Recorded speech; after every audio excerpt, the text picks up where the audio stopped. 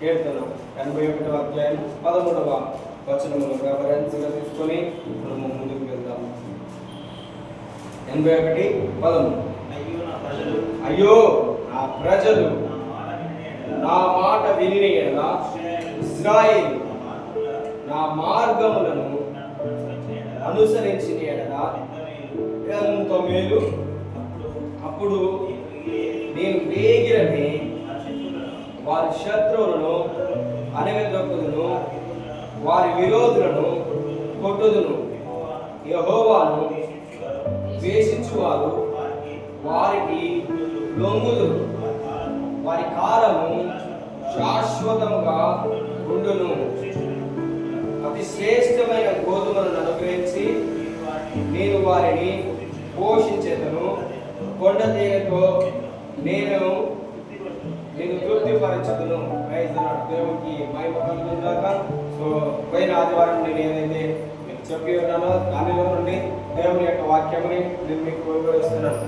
దేవుడు ఏమంటున్నాడు? అయ్యో, ఎంత మంచి మాట అంటున్నాడు దేవుడు. నా మాట వింటే మనకి ఏమంటున్నాడు? మేలు.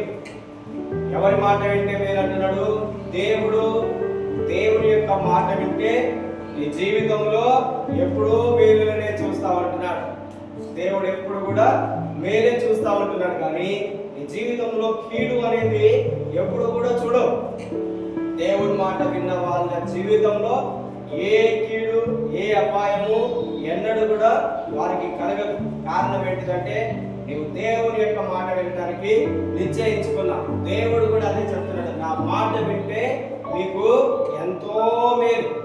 పోయిన ఆదివారం నేను చెప్పాను, దేవుని మాట వినటం వలన మన జీవితంలో కలిగేటటువంటి మేలులేంటి, లాభములేంటి అనేవి మనం చూసినాము. అదే విధంగా ఇంకా కొన్ని విషయములను మనం గమనిస్తాము. దేవుని యొక్క వాక్యంలో దేవుని యొక్క మాట వింటే కీర్తన 119వ అధ్యాయము, కీర్తనలు 119వ అధ్యాయము, కీర్తన 119వ అధ్యాయము 90, కీర్తన 119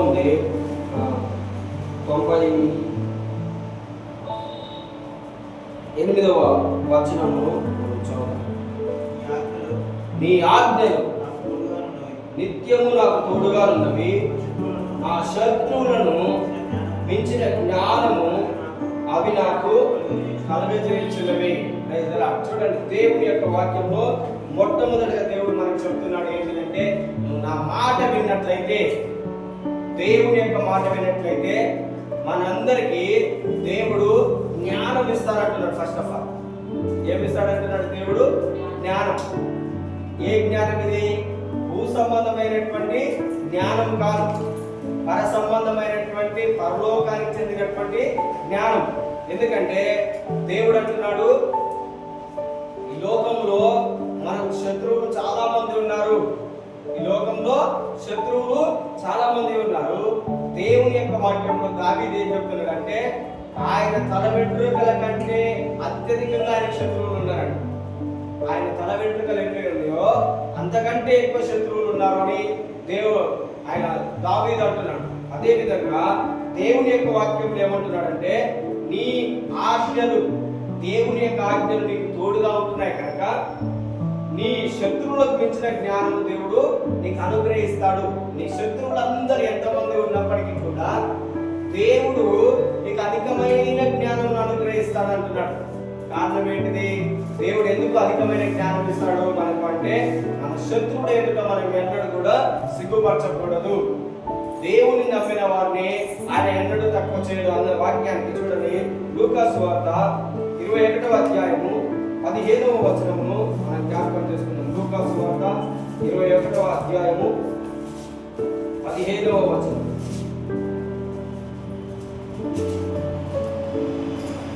సో దేవుడు ఏమంటున్నాడు?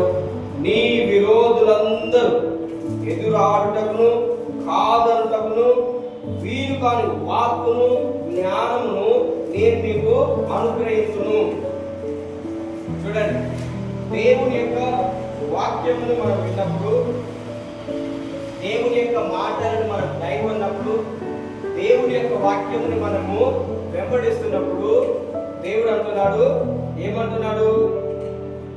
నిన్ను హింసించే వాళ్ళు ఉంటారు, నిన్ను బాధ పెట్టే వాళ్ళు ఉంటారు. కొంతమంది యేసు ప్రభువుని నమ్ముకున్నందుకే హింసిస్తున్నారు. కొంతమందిని యేసు ప్రభువుని, దేవుణ్ణి నమ్మినందుకు హింసించడం ఏంటిది? యేసు ప్రభువుని నమ్మినందుకు బాధ పెట్టడం ఏంటి? ఎవరికి నచ్చినటువంటి విధంగా దేవుడు వారికి నచ్చిన విధంగా ఆరాధించుకుంటుంటే కొంతమందికి నచ్చట్లేదు. వాళ్ళందరూ ఏం చేస్తున్నారు? మాటల చేత. ఇది ఇప్పటిలోనే లేదు, ఆదిలో ప్రారంభం నుండే యేసు ప్రభుని నమ్మిన వెంటనే యేసు ప్రభుని మేము అనుసరిస్తున్నామని చెప్పినప్పుడే వాళ్ళలో చాలా మంది హింసించడం మొదలు పెట్టారు. అది అక్కడి నుండి మొదలై నేటి వరకు కూడా అనేక యేసు ప్రభుని నమ్ముకున్నందుకు వారిని హింసిస్తున్నారు. కారణం ఏంటిది? యేసు ప్రభుని నమ్మిన వారిని హింసించిన వారిని కారణం ఏంటిదంటే లోక ప్రకారము, లోకం ఏ విధంగానైతే నడుస్తున్నదో ఆ విధంగా వారు నడవట్లేదు, లోకము నడిచినట్టుగా నడవట్లేదు. ఎందుకు యేసు ప్రభుని హింసించినారు? యేసు ప్రభుని నమ్మిన వారిని హింసిస్తున్నారంటే యేసు ప్రభు ఏం చెప్పాడంటే లోకము దాని యొక్క క్రియలు వ్యర్థమైనవి. యోహాను సువార్త 7వ అధ్యాయము 7వ వచనంలో ఆ మాట ఉంది చూడండి. యోహాను సువార్త 7వ అధ్యాయము 7వ వచనం, లోకము మిమ్మును ద్వేషింపనేరదు కానీ దాని క్రియలు చెడ్డవని నేను దానిని గురించి సాక్ష్యమిచ్చుచున్నాను కనుక అది నన్ను ద్వేషించుచున్నది.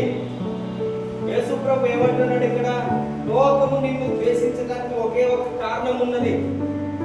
లోకము యేసు ప్రభువుని ద్వేషించడానికి, లోకంలో ఉన్న సమస్త జనులు యేసు ప్రభువుని దూషించడానికి ఒకే ఒక కారణం అన్నాడు. యేసు ప్రభు ఏమని చెప్పినాడు అంటే, నేను ఈ లోకానికి వెలుగును, ఈ లోకానికి నేను వెలుగును.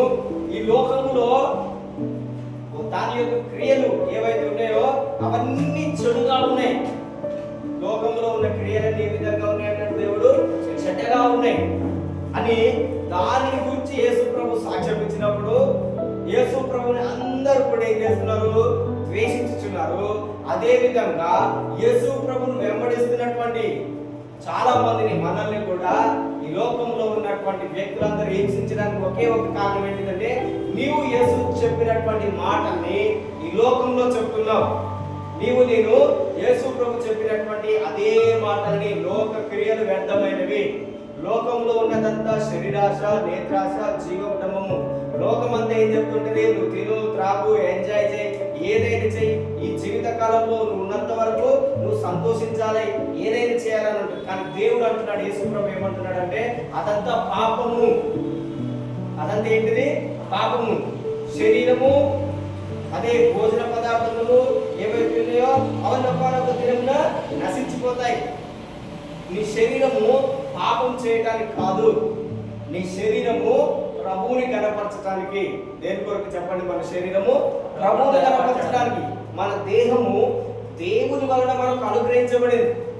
ఎవరి వలన అనుగ్రహించబడింది? మన యొక్క దేహము దేవుని వలన అనుగ్రహించబడింది. కానీ అది మనకు తెలియక నా దేహము నాది, ఈ దేహంతోటి నేను ఇష్టం వచ్చిన కార్యములు చేయడానికి అని చాలా మంది అదే ఆలోచనలో ఉన్నారు. నేను ఇంత వయసులో ఉన్నాను, ఈ వయసులో కాకపోతే నేను ఇంకే వయసులో చేస్తానని చెప్పి ఇష్టం వచ్చిన క్రియలు చేస్తున్నారు, పాప క్రియలు. తింటున్నారు, త్రాగుతున్నారు, ఇష్టం వచ్చినట్టుగా చేస్తున్నారు. అందుకనే రకరకములైనటువంటి రోగాలు వస్తున్నాయి, వ్యాధులు వస్తున్నాయి. నిన్నటి దినమున నేను ప్రయాణం చేస్తుంటే ఒక ఆమె ఉంటుంది, తన యొక్క భర్తను గురించి చెప్తున్నది. తన భర్త ఆయన రోజు త్రాగుడు, మటను, చికెను తినడం, అధికంగా తిని కొవ్వు అధికమై శరీరంలో త్రాగి శరీరంలో అవయవములన్నీ పాడైపోయి ఆ తినడం వలన ఆయనకు అకస్మాత్తుగా మరణం వచ్చింది. ఏ రోగం లేదన్నది ఆమె, ఏ వ్యాధి లేదు, ఏ బలహీనత లేదు. సడన్ గా తిని ఆ భర్తకు కొవ్వు అధికమై హార్ట్ అటాక్ తో చనిపోయాడని ఆయన ఆ వయసులో మరణించాల్సినటువంటి వ్యక్తి కాదు, కానీ ఏమైపోయాడు? చనిపోయాడు. ఆమెకి ఎంతో బాధ. సో ఈ లోకమంతా దేని కొరకు ఎదురు చూస్తున్నది? తినుట కొరకు, త్రాగుట కొరకు, సుఖపడట కొరకు, శరీర కోరికలన్నిటినీ నెరవేర్చుకోవడానికి మాత్రమే అనుకుంటున్నారు. కానీ ఈ శరీర కోరికలను నెరవేర్చుకున్నట్లయితే అది నిన్ను పాపములోకి నెట్టివేస్తున్నది అనేది చాలా మందికి తెలియట్లేదు. అందుకనే క్రైస్తవులమైనటువంటి దేవుని వెంబడిస్తున్నటువంటి మనము, దేవుడు ఏమంటున్నాడు? నీవు నా మాట విన్నట్లయితే, ఎవరి మాట? దేవుని మాట విన్నట్లయితే నీకు ఏ అనారోగ్యము ఆయన రానియడు. నిర్గమకాండము 21వ అధ్యాయం, నిర్గమకాండము 21వ అధ్యాయము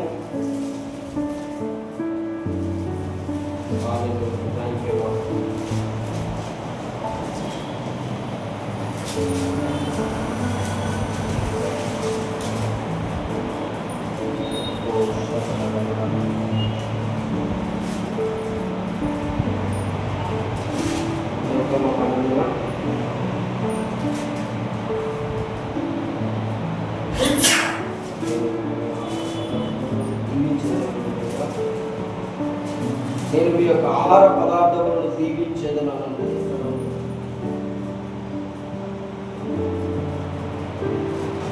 చూడండి, నిర్గమకాండం 23వ అధ్యాయము ఫస్ట్ ఆఫ్ ఆల్ 22వ వచనం చదువు.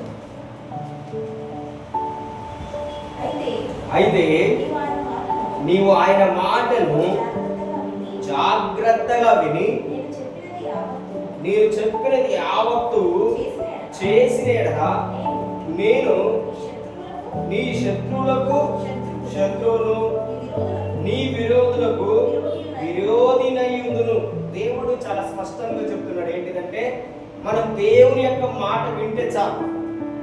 నువ్వు దేవుడు తన యొక్క వాక్యంలో నీకేం చెప్పిండు, నువ్వేం చేయాలి? నీకు ఇబ్బంది వచ్చింది, బాధ వచ్చింది, కష్టం వచ్చింది, అప్పుడు నువ్వేం చేయాలి? ఈ లోకంలో ఉన్న వాళ్ళు ఏం చేస్తారు? వాళ్ళతో పోట్లాడుతూ ఉంటారు. ఒకరితో ఒకరు ఏం చేస్తుంటారు? గొడవ పడుతుంటారు, పోట్లాడుతుంటారు, యుద్ధం చేస్తుంటారు. దేవుడు ఏమన్నాడు? మన యొక్క పోరాటము రక్త మాంసములతో కాదు, శరీరులతో కాదు. మన యొక్క పోరాటం ఎవరితో కాదు? శరీరులతో కాదు, రక్తంతో, మాంసంతో. ఎవరైతే మనిషిగా ఉన్నారో వాళ్ళతో కాదు మన యొక్క పోరాటము. ఎప్పుడు కూడా నువ్వు వాళ్ళతో పోరాడద్దు, యుద్ధానికి వెళ్ళకూడదు, గొడవకు వెళ్ళకూడదు. అది ఈ లోక సంబంధమైనటువంటి క్రియ, ఈ లోకానుసారమైనటువంటి ఆచారం, ఈ లోకానుసారమైనటువంటి పద్ధతి. కానీ నీకు నాకు దేవుడు ఒక పద్ధతి చెప్పిండు. మనం పోట్లాడకూడదు. దేవుడు ఏమంటున్నాడు? నీవు నా మాట వింటే నీలో సద్గుణం ఉండాలి. ఏ గుణం ఉండాలి మనలో? సద్గుణం, మంచి లక్షణం, దేవుని యొక్క లక్షణం, దేవుని యొక్క గుణము నీలో ఉండాలి. దేవుని యొక్క గుణము ఒక మనిషిని హింసించట కాదు. దేవుడు ఏం చెప్పిండు? నిన్ను హింసించు వారి వరకు ప్రార్థన చేయండి, నిన్ను శపించు వారిని దీవించండి. నీతో పోట్లాడు వాడితోటి మీరు పోట్లాడకూడదు, నీతో గొడవ పెట్టుకునే వాడితోటి నువ్వు గొడవ పడకూడదు. అందువలన నీలో ఉన్న సమాధానం, నీకు ఏదైతే శాంతిని సమాధానమును నీకు ఇచ్చి ఉంటానో ఆ సమాధానము ఆ శాంతిని నువ్వు కోల్పోతావు. దేవుడు ఏమంటున్నాడు? ఒక వ్యక్తితోటి వాళ్ళు ఒకవేళ దుష్ట క్రియలే చేసి ఉన్నారు. లోకం అంటేనే దుష్టత్వం అని దేవుని యొక్క వాక్యంలో ఉన్నది. లోకం అంటేనే దుష్టత్వం, పాపము. వారికి దీని గురించిన, దేవుని గురించిన జ్ఞానం తెలియదు. వాళ్ళు ఏమంటారు? ఎప్పుడు మేమే పైన ఉండాలి, ఎప్పుడు మాదే నెగ్గాలి, ఎప్పుడు మేమే గెలవాలనే ఆలోచన వాళ్ళకు ఉంటుంది. కానీ దేవుడు ఏం చెప్తున్నాడు నీకు? మనము ఎప్పుడు కూడా అలా పోట్లాడకూడదు. దేవుడు నీకు తగిన జ్ఞానం ఇస్తాడన్నాడు. ఏం మాట్లాడాలో, ఎలా మాట్లాడాలో. అందుకనే దేవుడు ఏమంటున్నాడు? నీవు నా మాట వినిన యెడల, ఎవరి మాట? దేవుని మాట వినిన యెడల దేవుడు ఏమంటున్నాడు? నీవు జాగ్రత్తగా నేను చెప్పినది చెప్పినట్టుగా నువ్వు యావత్తు చేయాలంటున్నాడు. ఏమంటున్నాడు? నువ్వు యేసు ప్రభువుని వెంబడిస్తున్నావంటే, యేసు ప్రభువులో నువ్వు మారు మనసు పొందుకున్నావంటే నువ్వేం చేయాలి? ఫస్ట్ ఆఫ్ ఆల్ దేవుని మాట చెప్పినది జాగ్రత్తగా విని ఆయనకి చెప్పిన యావత్తు నువ్వు చేయాలి. ఒకవేళ ఆయన చెప్పినట్టుగా జాగ్రత్తగా మనం చేయక ఆయన చెప్పినది యావత్తుగా చేయలేకపోయినట్లయితే ఇంకా ఆ విషయంలో నువ్వు మార్పు పొందవలసినటువంటి వ్యక్తిగా ఉన్నావు. ఇంకా మనము అలాంటి విషయంలో మార్పు పొందాలి. ఏదైనా ఒక విషయం ఎప్పుడంటే మనం త్వరగా కోపపడకూడదు. దేవుని యొక్క వాక్యంలో ఏమున్నది? త్వరగా కోపపడకూడదు. త్వరగా కోపపడతారంటే మనలో ఉన్నటువంటి మూర్ఖత్వం తెలుస్తుంది. సామెతల గ్రంథంలో ఏమంటుంది? త్వరగా కోపపడితే నీకు వాళ్ళకి ఏం లేదు, డిఫరెన్స్ లేదు. ఆ విషయంలో మనం మొట్టమొదటిగా మార్పు చెందాలి. దేవుడు ఏమన్నాడు? మీరు ఎలాగ మార్పు చెందాలి? చంటి బిడ్డల వలె మీరు మార్పు చెందితేనే తప్ప పరలోక రాజ్యంలోనికి మీకు ప్రవేశం లేదు. మనము పాప విషయమై పసిపిల్లలుగా ఉండాలి. పాపం విషయంలో ఏ విధంగా ఉండాలి? నువ్వు పసిపిల్లలకు పాపం చేయరు, పాపం లేని వ్యక్తిగా ఉండాలి. కానీ బుద్ధి విషయమై, జ్ఞాన విషయమై మీరు పెద్దవాళ్ళలాగా ఉండాలి. ఎలా ఉండాలి? పెద్దవాళ్ళలాగా. ఒక పెద్దవాళ్ళ దగ్గరికి వెళ్తాం, కలిగిన వాళ్ళ దగ్గరికి వెళ్తాం, ఇద్దరికి గొడవ పడ్డం, ఇద్దరి మధ్యలో సమాధానం లేనప్పుడు, శత్రుత్వం లేనప్పుడు మా యొక్క వాగ్వాదం తీర్చండి, మా యొక్క శ్రమను తీర్చండి అని ఎవరి దగ్గరికి వెళ్తారు? పెద్దల యొద్దకి. వాళ్ళకి మన అంత తెలివి ఉన్నట్ట, వాళ్ళకి నిజంగా అంత జ్ఞానం ఉన్నట్ట ఏమో. వాళ్ళిద్దరి యొక్క పంచాయతీ తీరుస్తున్నారు కనుక, వారి మాట వింటున్నారు కనుక వాళ్ళకు ఒకవేళ ఉన్నదేమో.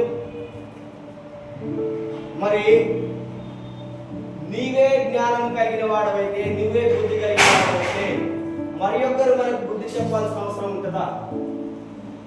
మరి ఒకరు మనకు జ్ఞానము బోధించాల్సిన అవసరం ఉంటుందా? దేవుడు అన్నాడు, నీవే ఈ లోకానికి తీర్పు తీర్చాలి. నీవే దేవదూతలకు తీర్పు తీర్చాలి. ఎవరికి మనం తీర్పు తీర్చాలి? ఈ లోకానికి, దేవదూతలకి. కానీ ఒకడు వచ్చి మనకు చెప్పడం ఏంటి? ఒకరు వచ్చి మనకు చెప్తున్నారంటే మన యొక్క స్థితి అనేది ఆల్రెడీ డౌన్ ఫాల్ అయిపోయినట్టే. దేవునిలో మన యొక్క స్థితి సరిగ్గా లేదు. దేవునితోటి మనము సరిగ్గా లేము. దేవుడు ఏమంటున్నాడు? నా మాట జాగ్రత్తగా వినే కదా నీకు జ్ఞానమునిస్తాను. ఏమిస్తాడు దేవుడు? నీకు జ్ఞానము, బుద్ధినిస్తాడు. ఎలాంటి బుద్ధి ఇస్తాడు? నీ శత్రువులకు మించినటువంటి జ్ఞానము. నీ శత్రువులకు చెప్పే మాటని ఎవరు కూడా కాదనలేరంట. ఎవరు కూడా కాదనలేరు. మనము దేవునికి భయపడితే దేవుడు ఏం చేస్తారంటే, ద్వితీయోపదేశ కాండము 28వ అధ్యాయము, ద్వితీయోపదేశ కాండము 28వ అధ్యాయము చదవండి. 10వ వచనము అనుకుంటూ 11వ వచనము. ద్వితీయోపదేశ కాండము 28వ అధ్యాయము. భూ ప్రజలందరూ యెహోవా నామమున నీవు పిలువబడుచుండుట చూచి నీకు భయపడుదురు. ఇది దేవుడు నీకు ఇచ్చేటటువంటి ఘనత. దేవుని మాటలు ఉంటే దేవుడు నీకు ఇచ్చేటటువంటి ఘనత ఏంటిది? ఏమంటున్నాడు దేవుడు? భూమి మీద ఉన్న జనులందరూ, భూ ప్రజలందరూ నువ్వు ఎవరి నామమున పిలువబడాలి? యేసుక్రీస్తు నామమున నీవు పిలువబడాలి. ఎవరి నామమున పిలువబడాలి? మనము యేసుక్రీస్తు నామమును. యేసుక్రీస్తును కలిగి ఉన్నవాడు ఇతడు. అపోస్తలుల కార్యములలో ఉంటది 5వ అధ్యాయం, 4వ అధ్యాయం అనుకుంటా. 4వ అధ్యాయం 13వ వచనం చదవండి. అపోస్తలుల కార్యములు. వారు పేతురు యోహానుల ధైర్యమును చూసి వారు విద్య లేని పామరులని గ్రహించి ఆశ్చర్యపడి వారు యేసుతో కూడా ఉన్నారని చూడండి. వాళ్ళు ఏమంటున్నారు? వాళ్ళు చదువు లేదు, వాళ్ళకి ఏం లేదు, చదువు లేదు. కానీ వాళ్ళని చూస్తే వాళ్ళకు ఆశ్చర్యం అవుతున్నది. వాళ్ళని చూస్తే ఏమవుతుంది? ఆశ్చర్యం. భయపడిపోతున్నారు. వాళ్ళే ఏంది చదువు లేని వ్యక్తులను ఇంతమంది వెంబడిస్తున్నారు. తెలివి లేని పామరులు వాళ్ళు. తెలివి లేదు, చదువు లేదు, కానీ ఇంత జ్ఞానం ఎక్కడిది వాళ్ళకి? ఎక్కడిది ఇంత తెలివి? ఎవరిచ్చారు?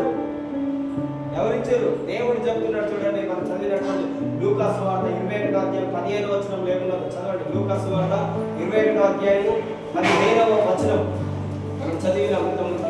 లూకా సువార్త 21వ అధ్యాయము 15వ వచనం. మీ విరోధులందరూ ఎదురాడుటకును కాదరుటకును వీలు కాను వాక్కును జ్ఞానమును ఎవరిచ్చినారు? ఈ జ్ఞానము దేవుడు నేను మీకు అనుగ్రహిస్తాను. దేవుడు ఏమిస్తాడు అంటున్నాడు? జ్ఞానం. దేవుని మాట వింటే నీకు వచ్చేటటువంటిది ఏంటిది? జ్ఞానం. దేవుని యొక్క వాక్యమును, దేవుని యందు భయభక్తులు, యెహోవా యందు భయభక్తులు కలిగి ఉన్నదే జ్ఞానములకు మూలము, తెలివికి మూలము, బుద్ధికి మూలము. నీకు జ్ఞానం వస్తుంది, తెలివి వస్తుంది, బుద్ధి వస్తుంది అంటున్నాడు. ఇక్కడ పేతురు యోహానులను వారు చూస్తే వాళ్ళకి ఆశ్చర్యం కలుగుతున్నది. నిన్ను నన్ను చూసినా ఈ లోకానికి అదే విధమైన ఆశ్చర్యం అనేది కలగాలి. ఎప్పుడైతే నీ ప్రవర్తన, నీ క్రియలను చూసినప్పుడు వాళ్ళకి ఆశ్చర్యం కలుగుతున్నదో, నీ మాటలను చూసినప్పుడు ఆశ్చర్యం కలుగుతున్నదో, నీ మాటల నుండి దయ రావాలి. ఏం రావాలి? యేసు ప్రభువును చూసి వాళ్ళందరూ ఆశ్చర్యపోతున్నారు. యేసు ప్రభువును చూసిన వాళ్ళందరూ ఆశ్చర్యపోతున్నారు. కారణం ఏంటిదంట? ఆయన నోటి నుండి వచ్చినటువంటి దయ కలిగిన మాటలకు వాళ్ళందరూ ఆశ్చర్యపోతున్నారని లూకా సువార్త 4వ అధ్యాయం 23వ వచనంలో ఉంది. ఏమున్నది? యేసు నోటి నుండి వచ్చినటువంటి, చదవండి లూకా సువార్త 4వ అధ్యాయము 23వ వచనంలో, 23వ వచనంలో చదవండి.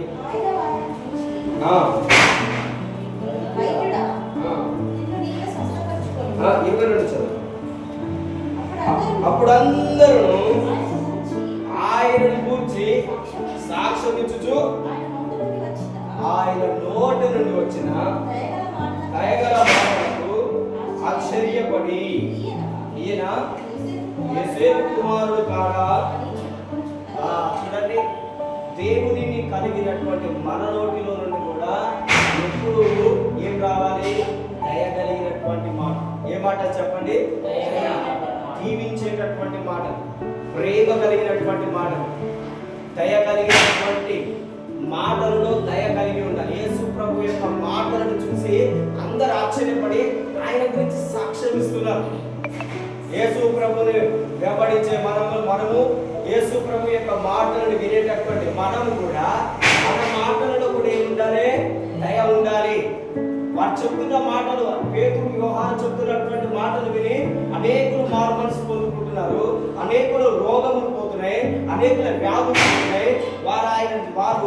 వారిని చూసి అంటున్నారు, ఆశ్చర్యపడి, అయ్యో వీళ్ళకి చదువు లేదు, జ్ఞానం లేదు, తెలివి లేదు, విద్య లేదు, వీళ్ళు ఎక్కడ కూడా చదువుకోలేదు, కానీ ఎక్కడి నుండి వస్తున్నది వీరికి? ఎలా వీళ్ళకు ఈ యొక్క ఆశ్చర్యం ఎలా జరుగుతున్నాయి? దేవుడే వారి యొక్క జ్ఞానము, దేవుడే వారి యొక్క జ్ఞానము, దేవుడే వారి యొక్క తెలివి. ఈ నోటి నుండి ఏం రావాలి? దయగలిగినటువంటి మాట. హల్లెలూయా. ఏ మాటలు మన నోటిలో నుండి రావాలి చెప్పండి? దయగల మాట, ఒకరిని దీవించే మాట, ఒకరిని ఆశీర్వదించే మాట, నీ కుటుంబాన్ని, నిన్ను నీవు వర్ధిల్ల చేసుకునేటటువంటి మాట నీ నోటి నుండి రావాలి. అదేవిధంగా స్టెఫెను ఉన్నాడు. స్టెఫెను ఆయన దేవుడు ఆయనకి జ్ఞానమునిచ్చి ఉన్నాడు. అపోస్తుల కార్యములు 6వ అధ్యాయము చూడండి. అపోస్తుల కార్యములు 6వ అధ్యాయము 12వ వచనం. కార్యములు 6వ అధ్యాయము 10వ వచనం. మాటలాడుటయందు అతడు అగపరిచిన జ్ఞానమును అతన్ని ప్రేరేపించిన ఆత్మను వారు ఎదిరింపలేక చూడండి, మాటలాడుటలో అతడు అగపరిచినటువంటి జ్ఞానము. ఈ లోక సంబంధమైన జ్ఞానం ఏం చేస్తుంది? కోపమును పుట్టిస్తుంది, శత్రుత్వమును కలగజేస్తుంది.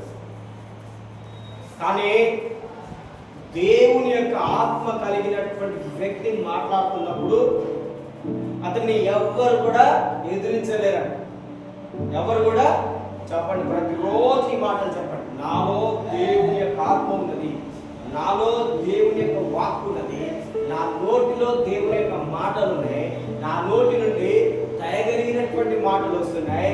సో ఆ మాట నేను చెప్పినప్పుడు ఎవరు కూడా ఆ మాటను ఎదిరించలేరు. నన్ను ప్రేరేపిస్తున్నటువంటి ఆత్మ జీవము కలిగినటువంటి దేవుని యొక్క ఆత్మ, నన్ను ప్రేరేపిస్తున్నటువంటి ఆత్మ పరిశుద్ధాత్మ, దేవుని యొక్క ఆత్మ కలిగి నేను మాట్లాడుతున్నాను. హల్లెలూయా, హల్లెలూయా. దేవుడే చెప్పిండే, నువ్వు కాదు మాట్లాడేది, నువ్వు కాదు, నేను కాదు మాట్లాడేది. మత్తయి సువార్త 10వ అధ్యాయం 20వ వచనం చదవండి. మత్తయి సువార్త 10వ అధ్యాయము 20వ వచనం. మత్తయి సువార్త 10వ అధ్యాయము 20వ వచనం. మీ తండ్రి ఆత్మ మీలో ఉండి మాట్లాడుచున్నాడే కానీ మాట్లాడువారు మీరు. ఫినిష్. యేసుప్రభు ఎంత స్పష్టంగా చెప్తున్నాడు చూడండి. మీ తండ్రి ఆత్మ, అందరు చెప్పండి, తండ్రి ఆత్మ నాలో ఉండి మాట్లాడుచున్నాడు. మాట్లాడేది నేను కాదు, చెప్పండి, తండ్రి ఆత్మ, దేవుని ఆత్మ నాలో ఉన్నది. మాట్లాడేది నేను కాదు, నాలో ఉన్న దేవుని ఆత్మ. హల్లెలూయా. అప్పుడు చెప్పాలి ఈ మాట, నేను కాదు మాట్లాడేది, నేను కాదు చెప్పేది, నా మాట కాదయ్యా, దేవుని మాట. యేసుక్రీస్తు అదే చెప్తున్నాడు ఎప్పుడు, ఇది నా బోధ కాదు, ఇది నా మాటలు కాదు, నా బోధ కాదు, నా మాటలు కాదు, ఇవి నన్ను పంపిన నా తండ్రియే నాకు బోధించుచున్నాడు. ఏమంటున్నాడు యేసయ్య? నన్ను పంపిన నా తండ్రియే నాకు బోధించుచున్నాడు. ఎందుకు? యేసు ప్రభు చెప్పిన మాటలు విన్న వాళ్ళందరూ ఏమంటున్నారు? ఆశ్చర్యపోతున్నారు. అయ్యో, ఇతడు మరియ కుమారుడు కాడా? అయ్యో, ఇతడు బొట్లవారి కుమారుడు కాడా? కానీ ఎక్కడి నుండి వచ్చింది ఈ పాండిత్యము? ఎక్కడి నుండి వచ్చింది ఈ జ్ఞానము? చూడండి, యోహాను సువార్త 7వ అధ్యాయము. ఆశ్చర్యపోతున్నారు, లోకమంతా కూడా ఆశ్చర్యపోతుంది యేసు ప్రభువును చూసి. 14-15 వచనం చదవండి. సగము పండుగైనప్పుడు యేసు దేవాలయంలోకి వెళ్ళి బోధించుచుండెను. యూదులు అందుకు ఆశ్చర్యపడి చదువుకొని ఇతనికి ఈ పాండిత్యం ఎప్పుడు వచ్చెను చెప్పుకొనిరి. అందుకు యేసు, నేను చేయబోదా, నాది కాదు, నన్ను పంపిన వాళ్ళని. చూడండి, నేను చేసేటటువంటి వాక్యము, నేను చెప్పేటటువంటి మాటలు నాది కాదయ్యా. మనందరూ అంటున్నారు, ఏమంటున్నారు? యూదులందరూ ఆశ్చర్యపడి యేసు ప్రభువుని, అయ్యో, ఇతడు ఏం చదువుకోలేదు, ఇతనికి చదువు రాదు. కానీ ఎక్కడి నుండి వచ్చింది పాండిత్యము? ఎక్కడి నుండి వచ్చింది? ఇదిగో నేను కూడా చెప్తున్నా, మీరు దేవుని మాట విన్నట్లయితే, మనమందరము దేవుని మాట విన్నట్లయితే, దేవుడే తన యొక్క ఆత్మను నీ మీద కుమ్మరిస్తాడు. దేవుడు ఏమన్నాడు? నా మాటలు మీరు విని జాగ్రత్తగా వాటిని గైకొన్నట్లయితే, జాగ్రత్తగా వాటిని వెంబడించినట్లయితే, నా ఆత్మ నీలో ఉండి మాట్లాడేది నువ్వు కాదు, నా తండ్రి, మన తండ్రియే మనలో నుండి మాట్లాడతాడు. కనుక మనకు చదువుతో పని అంతగానం లేదు, చదువు మనకు నేర్చుకోవడానికి. కానీ దేవుడు బోధించేటటువంటి వాక్యములు, మాటలు ఏదైతే ఉంటాయో వాటిని పలకాలంటే తప్పకుండా నీ శత్రువులకు మించిన జ్ఞానం నీకు కావాలన్నా, నీ బోధకులకు మించిన జ్ఞానం నీకు కావాలన్నా, మన పెద్దలకందరికి మించిన జ్ఞానం నీకు కావాలన్నా, దేవుని యొక్క ఆత్మ మనకు కావాలి. హల్లెలూయా. నేనేం చెప్పినా దేవుని మాట వింటే, దేవుని యొక్క వాక్యంలో మనం చదివిన కీర్తన 119 98వ వచనం చూడండి. 98వ వచనంలో కీర్తన 98 119వ అధ్యాయము 98వ వచనం చదవండి ఫాస్ట్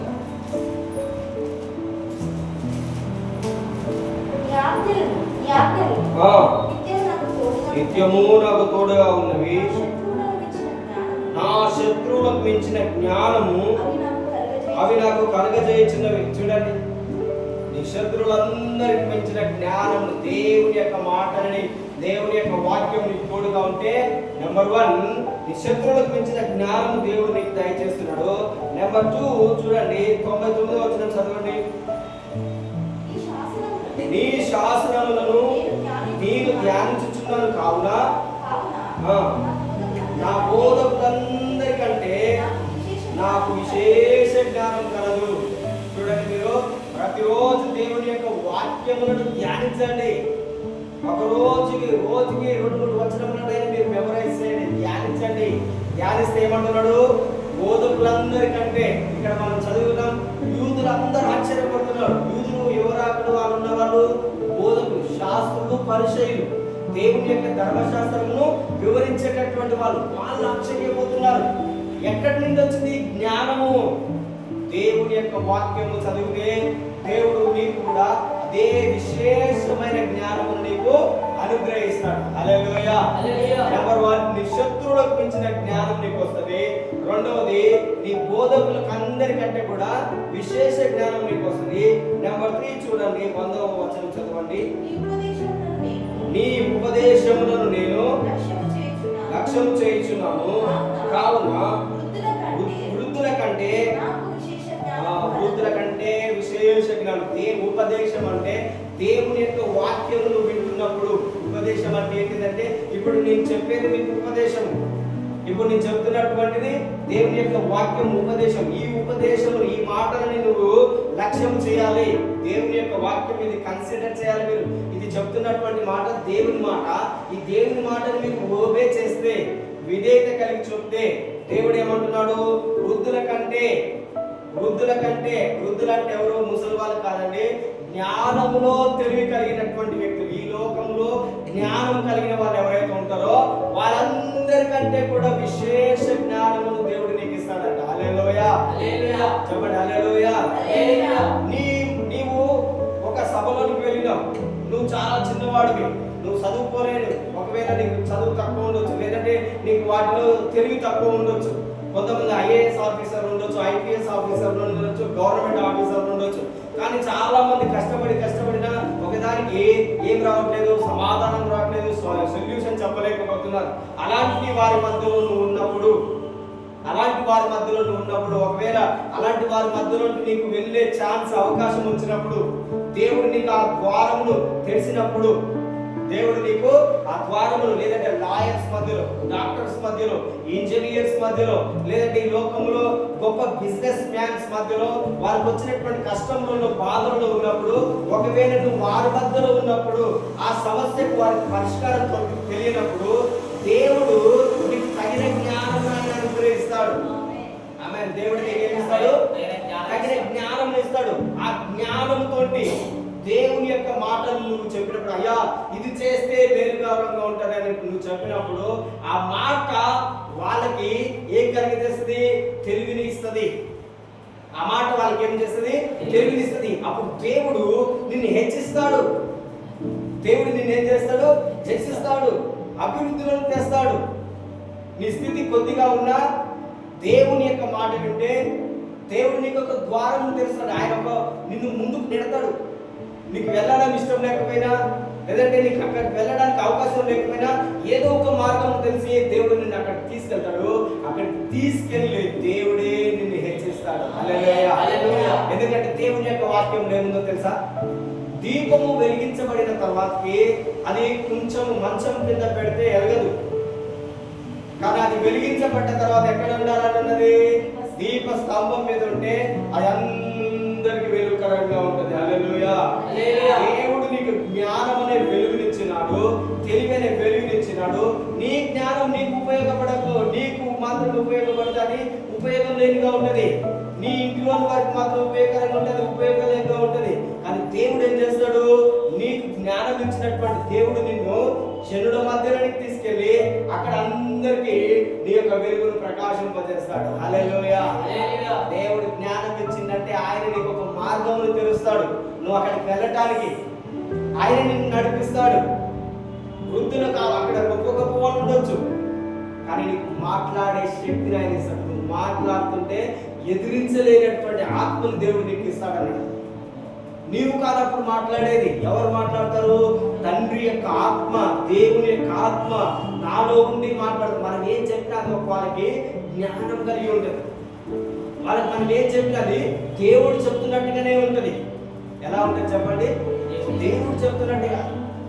దేవుడు చెప్తున్నట్టుగా సొలొమోను దావీదుకు ఒక కుమారుడు ఉన్నాడు. దావీదుకి ఒక కుమారుడు ఉన్నాడు. ఆయన చాలా సుందరుడు, బహు సుందరుడు. ఏం పేరు ఆయన పేరు? సొలొమోను కాదు. దావీదుని ఎదిరించినటువంటి తన యొక్క కుమారుడు దావీదునే ఎదిరించింది. దావీదుని ఎదిరించి చాలా సుందరమైనటువంటి వ్యక్తి. ఏం పేరు? ఏం పేరు చెప్పండి? మీరు వచ్చే ఆదివారం నేర్చుకున్నాడు, చదివిరండి. 2వ సమయాన్ని చదవండి, ఇప్పుడు కాదు, తర్వాత 2వ రాజుని చదవండి. ఇంటికి వెళ్ళిన తర్వాత 1వ రాజుని చదవండి, 2వ సమయాన్ని చదవండి, 1వ రాజుని చదవండి, 2వ రాజుని చదవండి. అందులో ఆయన పేరు కనపడుతుంది. ఆయనకు ఒక సహోదరుడు ఉన్నది, తామారు అనే అందమైన స్త్రీ. తామారు. దావీదు యొక్క కుమారుడు ఉన్నాడు అమ్నోను. ఈ అమ్నోను, తామారు, ఇప్పుడు నేను చెప్పినటువంటి ఒక పేరు ఉంటుంది, అది మీరు చదవండి. ఇప్పుడు ఈ తామారు, ఇప్పుడు నేను మీరు చూసి నేర్చుకోమని రమ్మని చెప్పిన ఆ యొక్క సహోదరుడు ఎవరైతే ఉన్నాడో తామారు, అతడిద్దరు ఒకే తల్లి కడుపులో పుట్టినటువంటి బిడ్డలు. కానీ అమ్నోను మాత్రము వేరొక భార్యతో పుట్టినటువంటి దావీదు భార్యలు చాలా మంది ఉన్నారు. అందులో దావీదు పుట్టినటువంటి కుమారుడు ఒక కుమారుడు ఇతడు అమ్నోను. ఈ అమ్నోను ఏం చేస్తాడు? తన యొక్క తల్లి వేరు అని చెప్పేసి ఆ పుట్టినటువంటి కుమారుడితో ఇతడు పాపం చేస్తాడు. ఆ పాపాన్ని బట్టి ఇతడు ఏం చేస్తాడు? ఒక్కడే దావీదు యొక్క కుమారులందరినీ చంపేస్తాడు. దావీదు యొక్క కుమారులందరినీ చంపడానికి పిలుస్తాడు. అందులో చాలా మందిని చంపేస్తాడు. జాగ్రత్తగా ఈ విషయంలోనే మీరు చదవండి, తెలుసుకుంటే మీకు అర్థమవుతుంది. సో నేనేం చెప్తున్నా, దేవుని యొక్క ఆత్మ నీలో ఉంటే నువ్వు నీ శత్రువులకు మించిన గొప్ప జ్ఞానం. అయితే నేను చెప్పడం మర్చిపోయాను, ఎవరైతే ఈ పదములు మీరు నేర్చుకోమని రమ్మని చెప్పానో, తెలుసుకొని చదివి రమ్మని చెప్పానో, ఆ వ్యక్తికి ఒక వ్యక్తి జ్ఞానము చెప్పేవాడు ఉండేవాడు. ఆశాయే. ఏం పేరు ఆయన పేరు? ఆశాయే. చెప్పండి ఏం పేరు? ఆశాయే. ఆయన ఏదైనా ఒకటి చెప్తే అదంట డైరెక్ట్ గా దేవుడే వచ్చి చెప్తున్నట్టే ఉండేదంట. ఎలా ఉండేదంట? దేవుడే స్వయంగా ఒక వ్యక్తికి చెప్తే ఎలా ఉంటుందో అలా ఉండేదంట.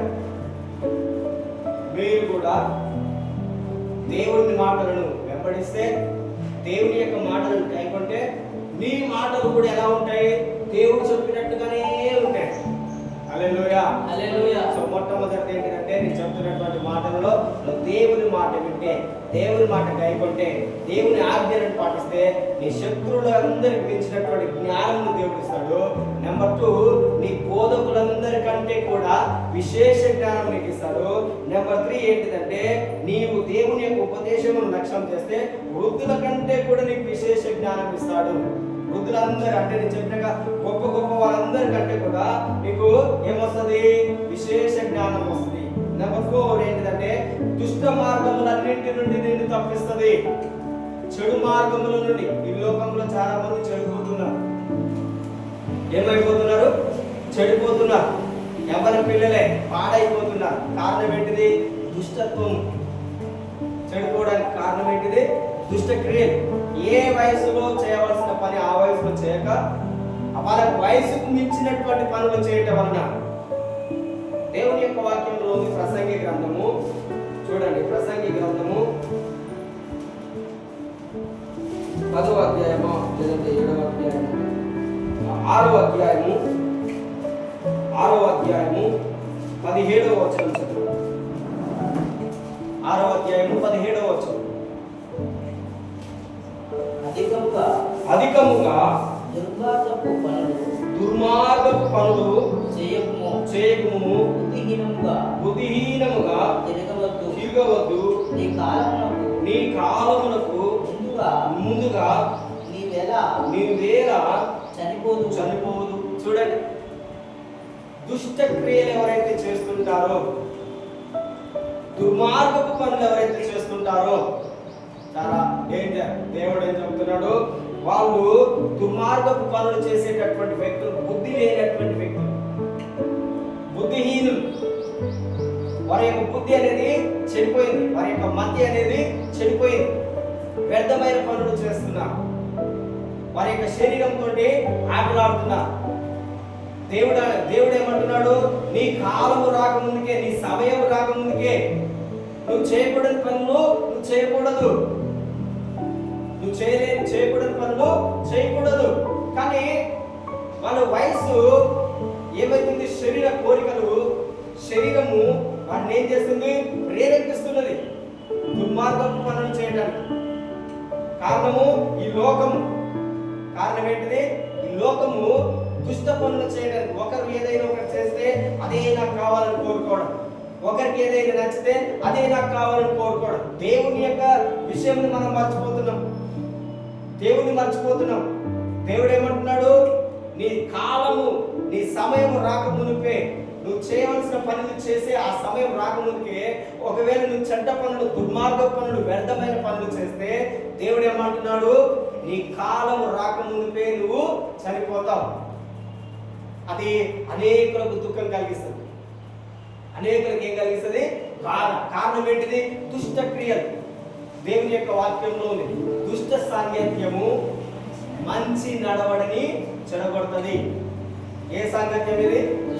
దుష్టులతోటి సహవాసం చేయడం, పాపులతోటి సహవాసం చేయడం, వ్యభిచారులతో సహవాసం చేయడము ఒక మంచి వ్యక్తిని కూడా చెడగొడుతుంది. ఎవరిని? మంచిగా ఉండాలి. ఏ సహవాసం ఇది? దుష్ట సాంగత్యము, దుర్మార్గపు పనులు చేయడానికి. కానీ దేవుని మాట వింటే మీ కుటుంబం, మన కుటుంబ సభ్యులందరూ, మన పిల్లలందరూ దేవుని మాట వింటే, మన పిల్లలకు మనం బోధించాలి. దేవుని మాట వినండి. చెడ్డ మార్గంలో నడవద్దు, పాప మార్గంలో నడవద్దు, వ్యర్థమైన క్రియలలో వారిని నడవనీయకూడదు, చెడు మార్గంలో వారిని ప్రేరేపించకూడదు. ఒకవేళ ప్రేరేపిస్తే ఏమవుతుంది అంటున్నాడు దేవుడు? వారి సమయం రాకముందుకే, వారి కాలం రాకముందుకే వారి యొక్క దుర్మార్గ పనులు భూమి మీద అధికమవటం వలన ఈ భూమి వారిని భరించలేదంట. ఈ భూమి ఏం చేయలేదు? వారిని భరించలేదు. చాలా మంది తల్లిదండ్రులు కూడా నేను మిమ్మల్ని భరించలేకపోతున్నామంటారు. అంతగా దుర్మార్గ పనులు చేస్తూ ఉంటారు, అంతగా దుష్టక్రియలు చేస్తూ ఉంటారు. ఎవరు భరించలేరు? తమ కన్న తల్లిదండ్రులే వారిని భరించలేదు. ఈ భూమి కూడా వారిని భరించలేదట. అప్పుడు ఏమైపోతారు? వాళ్ళు దుర్మార్గపు పనులను బట్టి వారి సమయం రాకముందుకే చనిపోవాల్సి వస్తుంది. కానీ దేవుని యొక్క వాక్యము మనం నేర్చుకొని మన పిల్లలకు చెప్పి మనం అందరికి ఇతరులకు ప్రకటించినట్లయితే దేవుని యొక్క వాక్యము, దేవుని మాట విన్నప్పుడు దుష్ట మార్గంలో నుండి దేవుడే మనల్ని తప్పిస్తాడు. హల్లెలూయా చెప్పాలి. దేవుని యొక్క వాక్యం ఎందుకు దేవుని యొక్క ఆజ్ఞలు దేవుని యొక్క మాట ఎందుకు వినాలంటే దుష్ట మార్గంలో నుండి దేవుడు నిన్ను నన్ను తప్పించడానికి. హల్లెలూయా. రెండవది, ఇప్పుడు ఎన్ని చెప్పినాను? 4 అయిపోయింది. 5వది ఏంటంటే దేవుని యొక్క మాట నీకు వెలుగుగా ఉంటది. దేవుని మాటలు నీకు ఏ విధంగా ఉంటాయి? చెప్పండి. వెలుగునిస్తే దేవుని యొక్క మాటలు వింటే నీకు కీర్తన 119 130 వచనం చదవండి. కీర్తన 119వ అధ్యాయము 130వ వచనం. 119వ అధ్యాయము 130 నీ వాక్యములు వెల్లడి అక్కడితోనే వెలుగు కలుగును, అవి తెలివి లేని వారికి తెలివి కలిగించింది. దేవుని మాటలు వింటే చూడండి నీకు వెలుగు వస్తుంది. దేవుని మాట వింటే నువ్వు అగాధంలో చీకటిలో ఉంటే, అంధకారంలో ఉంటే, కొంతమంది దేవుని నమ్ముకున్నప్పటికీ కూడా కొన్ని రకములైనటువంటి పాపములను విడిచిపెట్టలేకపోతుంటారు, కొన్ని రకములైనటువంటి చెడ్డ స్వభావాన్ని విడిచిపెట్టలేకపోతుంటారు, కొన్ని రకములైనటువంటి శరీర క్రియలు ఉంటాయి, శరీర కార్యములు ఉంటాయి. గలతీ పత్రిక 5వ అధ్యాయం 19వ వచనంలో మనం తర్వాత చదువుకోవచ్చు. శరీర క్రియలు కొన్ని ఉంటాయి. ఆ శరీర క్రియలని కొంతమంది ఏం చేయరు, విడిచిపెట్టలేకపోతుంటారు. దేవుని యొక్క మందిరంలోకి వచ్చినప్పటికీ, దేవుని నమ్మినప్పటికీ, మారుమనసు పొందుకున్నామని చెప్పి బాప్తిజం తీసుకున్నప్పటికీ కూడా శరీర క్రియలు ఉంటాయి, కొన్ని శరీర లక్షణములు ఉంటాయి, వాటిని విడిచిపెట్టలేకపోతారు. కానీ దేవునితో ఏ వ్యక్తి అయితే సహవాసం చేస్తుంటాడో, చెప్పండి ఎవరు ఏం చేయాలి? దేవునితో మనము మన సహవాసం ఎవరితో ఉండాలి? దేవునితో లేకుండా మన సహవాసము వేరే ఎవరితోనైనా ఉన్నట్టయితే, మన సహవాసంలో దేవునికి అధికంగా ప్రాధాన్యత లేకుండా లేచిన వెంటనే ఇతరమైన వాటికి మనం ప్రాధాన్యత ఇస్తున్నట్లయితే, మనం లేచిన వెంటనే దేవుని యొక్క వాక్యమును చదవకుండా, దేవునికి ప్రార్థన చేయకుండా, దేవుని వెతకకుండా, దేవుని స్తుతించకుండా మనం ఏ పని చేసినా అది ఆ రోజు వ్యర్థమైనట్టే. ఆ రోజంటే నీకు ఏమైనట్టు వ్యర్థంగా ఉన్నట్టే. నేను చెప్తున్నాను నా యొక్క అనుభవంలో నుండి కొన్నిసార్లు నేనేం చేస్తానంటే, చాలా రాత్రి ఒకవేళ పడుకొని లేట్ అయినప్పుడు పడుకున్నప్పుడు వెంటనే లేచినప్పుడు ప్రార్థన చేయలేకపోతాం.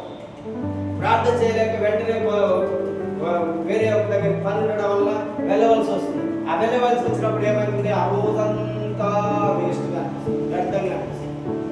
నా యొక్క అనుభవం ఇది. మరి మీకు ఎలా ఉందో నాకు తెలియదు. దేవునికి ప్రార్థన చేయకుండా, దేవునితో సహవాసం లేకుండా ఉంటే ఆ రోజంతా వ్యర్థమేగానే ఉంటుంది. ఆ వ్యర్థం అంటే ఏంటిది? మనం చేయకూడనటువంటి పనులు చేస్తూ ఉంటాం, మాట్లాడకూడనటువంటి మాటలు పలుకుతూ ఉంటాం, అనవసరమైన వాటిలోనికి మనం వెళ్ళవలసి వస్తుంది, అనవసరమైన ఆ క్రియలో మనం పాల్పొందుకోవాల్సి వస్తుంది. దేవుని వెతికితే దేవుడు వాటన్నిటి నుండి మనల్ని తప్పిస్తాడు. దేవుని వెతికితే వాటన్నిటి నుండి దేవుడు ఏం చేస్తాడంట? తప్పిస్తాడు. కారణము నువ్వు ఆల్రెడీ దేవునితో వెతికినావు, సహవాసం చేసినావు. దేవునితో సహవాసం లేకుండా ఉన్నట్లయితే అబ్బాబా ఆ రోజంతా ఇబ్బందికరంగా ఉంటుంది, బాధకరంగా ఉంటుంది. ఒకరిని మనమైనా బాధ పెట్టాల్సి వస్తుంది, లేదంటే ఒకరైనా వేరే వాళ్ళైనా మనల్ని బాధ పెట్టాల్సి వస్తుంది. ఇది నా యొక్క స్వంత అనుభవం. కొన్నిసార్లు నేనే ఇతరులను బాధ పెట్టాల్సి వస్తుంది, లేదంటే ఇతరులు నన్ను గాయపరచాల్సి వస్తుంది. దేవునితో ఏ రోజైతే నువ్వు దేవునికి దూరంగా ఉంటావో చాలా డేంజర్. దేవుని యొక్క వాక్యము మనకు వెలుగుగా ఉంటుంది. దేవుని యొక్క మాటలు మనకి ఏమిస్తాయి? వెలుగునిస్తాయి. దేవుని యొక్క వాక్యం, నీ వాక్యము వెళ్ళడగుతూనే ఏ రోజుకు ఆ రోజు దేవుడు వెలుగునిస్తాడు నీకు. సూర్యుడు ఏ రోజు కావాల్సిన వెలుగుని ఆ రోజు మనకి ఇస్తున్నాడు. చీకటిలో మనం ఏమైనా చేయగలుగుతామా? ఏం చేయలేము. అదేవిధంగా నీవు దేవుని యొక్క వాక్యము, దేవుని యొక్క మాట వింటే నీకు ఆ రోజంతటికి వెలుగుగా ఉంటుంది. నీ దినమంతా వెలుగుమయంగా ఉంటుంది, చీకటి నీకు అసలే ఉండదు. దేవుని యొక్క మాటలు మనకి ఏ విధంగా ఉంటాయి? వెలుగుగా ఉంటాయి. దేవుని యొక్క మాట వినట ఎంత శ్రేష్టమో చూడండి. ఇంకా 5 చెప్పిన 6వది ఏంటిది? దేవుని యొక్క మాటలు నీకు ష్యూరిటీ. ఏముంటాయి చెప్పండి? ఈ రోజున ఒక కొత్త మాటలు చెప్తున్నారు, వాళ్ళ యొక్క పాలసీల కొరకు. నువ్వు రేపటి నాడు నువ్వు బయటకు వెళ్తే, రోడ్డు మీద వెళ్తే, ఏదైనా అయితే ఎట్లా వెంటనే మనల్ని ఆలోచనలో పడేస్తున్నారు. నీ కుటుంబానికి ఏదైనా అయితే నువ్వు లేకపోతే అంటే వాళ్ళు ఏం చేస్తున్నారు? మనల్ని చంపేస్తున్నారు. వాళ్ళు మనల్ని ఏం చేస్తున్నారు? చంపేస్తున్నారు వాళ్ళ మాటలతోటి. దాన్ని నువ్వేం చేస్తున్నావు? నిజమేగా అంగీకరిస్తున్నావు. ఇన్ని రోజులు కాపాడిన దేవుడు ఇక ముందు కూడా నిన్ను కాపాడుతాడుగా. ఇన్ని రోజులు నిన్ను దీవించిన దేవుడు ఇక ముందు కూడా దేవుడు నిన్ను ఏం చేస్తాడు? దీవిస్తాడు. వాళ్ళు వాళ్ళ యొక్క కంపెనీని అభివృద్ధి చేసుకోవటానికి, లేదంటే నీకు చెప్పిన వాళ్ళు వాళ్ళకి ఏదైనా లాభం కొరకు చెప్తున్నారు, నీ మీద ప్రేమతో కాదు, వాళ్ళకు లాభం రావడానికి. నీకు షూరిటీ దేవుడి ఇవ్వాలి. నీకు ప్రాణంను కాపాడేవాడు, ఇజ్రాయేలును కాపాడేవాడు కునుకడు, నిద్రపోడు. దేవుడే నిన్ను దీవిస్తానన్నాడు. దేవుని మాట వింటే నీకు ఏ అపాయం రాదు, ఏ కీడు రాదన్నాడు. మరి ఎవరి మాట వింటున్నావు ఆ సమయంలో? షూరిటీ నీకు ఉన్నదా? గ్యారెంటీ నీకు ఉన్నదా? నీకు ఏమైనా వస్తుందా అని అడుగుతుంది. వాళ్ళ మాటలు వింటున్నామా? నా చెప్పాలి, నా దేవుడే నాకు షూరిటీ. నా దేవుడు నా పక్షమున ఉన్నంత కాలము నాకు ఏ కొదువ కూడా ఉండదు. యెహోవా నా కాపరి, నాకు లేమి కలగదు. ఆయనే నన్ను పచ్చిగల చోట్లకు ఆయన నన్ను నడిపిస్తాడు. దేవుడే నాకు కావలసిన సమస్తమును సమకూరుస్తాడు. దేవుడు నాకు ఏమిస్తాడు? సమకూరుస్తాడు. నీవు నాకు ఇచ్చేది దేవుడు నా యొక్క షూరిటీ. దేవుడు నా యొక్క ఏంటిది? నాకు షూరిటీ, గ్యారంటీ. పరిశుద్ధాత్మ దేవుడు నీకు దేవుడు నీకు స్వాస్థ్యం ఇచ్చింది. భూమి మీద నీకేమిచ్చింది చెప్పండి? దేవుడు నీకు దేవుడే నా యొక్క స్వాస్థ్యం, దేవుడే నా యొక్క భాగం. నువ్వు చెప్పాలి, నా యొక్క భాగము, నా యొక్క స్వాస్థ్యము నా దేవుడే. దేవుడే నాకు సమస్తం ఇస్తాడు. దేవుడు నా యొక్క కష్టం కాదు. నీకు విషయం తెలుసా? నీవు కష్టపడాలన్నా దేవుడే నీకు శక్తిని ఇవ్వాలంట. లేదంటే నువ్వు డబ్బులు సంపాదించుకోవాలన్నా దేవుడే నీకు శక్తిని ఇవ్వాలంట. దేవుడు ఇవ్వకుంటే నువ్వు ఎట్లా సంపాదించుకుంటావు? దేవుడు ఏమన్నాడు? ఆకాశం నాది, భూమి నాది, ఈ భూమి మీద సమస్తం నాది. నేను ఇస్తేనే, నేను ఇవ్వకుంటే నీకు ఎక్కడి నుండి వస్తుంది? నువ్వు దేవుణ్ణి అడగాలి. దేవుడు ఏమన్నాడు? కీర్తన 121 అధ్యాయంలో ఏ అపాయం రాదు నీకు, ఏ కీడు రాదు. కీర్తన 91 అధ్యాయంలో ఉన్నది, నీ పక్కన 1000 మంది పడినా, నీ కుడి పక్కన 10,000 మంది కూలినా ఏ అపాయం నీ యొద్దకు రాదు. ఏ రోగం వచ్చినా ఈ లోకంలోనికి, ఏ వ్యాధులు వచ్చినా ఈ లోకంలోనికి, ఏ దరిద్రం ఈ లోకంలోనికి వచ్చినా నువ్వు దేవుని మాట వింటే నీకు ఏ దరిద్రం, ఏ కీడు, ఏ రోగము ఈ లోకంలో కలిగినట్టుగా నీకు కలగదు. హల్లెలూయా, హల్లెలూయా. గట్టి చెప్పండి, హల్లెలూయా, హల్లెలూయా. దేవుడు ఇశ్రాయేలు ప్రజలకు చెప్పి, మీరు నా మాట విన్నారు కనుక ఐగుప్తులో కలిగినటువంటి ఏ అనారోగ్యం నేను మీకు రానియను. నిర్గమకాండం చదవండి. నిర్గమకాండము 15వ అధ్యాయము. నిర్గమకాండము 15వ అధ్యాయము. ఐగుప్తులకు వచ్చినటువంటి ఏ అనారోగ్యం మీకు రాదని దేవుని యొక్క వాక్యంలో ఉంది. చదవండి.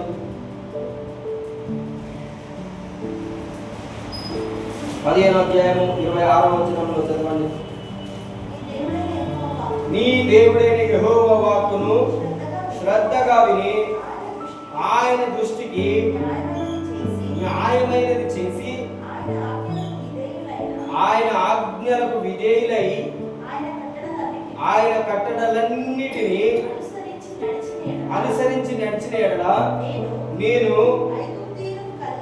ఐగుప్తీయులకు కలగజేసిన రోగములో ఏది మీకు రానియను. నిన్ను స్వస్థపరిచే యెహోవాను నేనే. చూడండి, ఏ రోగము నీకు రాదు. చెప్పండి అందరూ, ఏ రోగము నాకు రాదు. దేవుడే నా కాపరి, దేవుడే నా ఆరోగ్యము. చెప్పండి, దేవుడే నా యొక్క స్వస్థత. నాకు ఏ అనారోగ్యం రాదు. దేవుడే నా యొక్క కాపుదల, దేవుడే నా యొక్క రక్షణ, దేవుడే నా యొక్క షూరిటీ. హల్లెలూయా. దేవుని మాట, దేవుడే చెప్తున్నాడు ఏమంటే, మీరు నా మాటకు, నా వాక్కును శ్రద్ధగా విని ఏం చేయాలంటున్నాడు దేవుడు?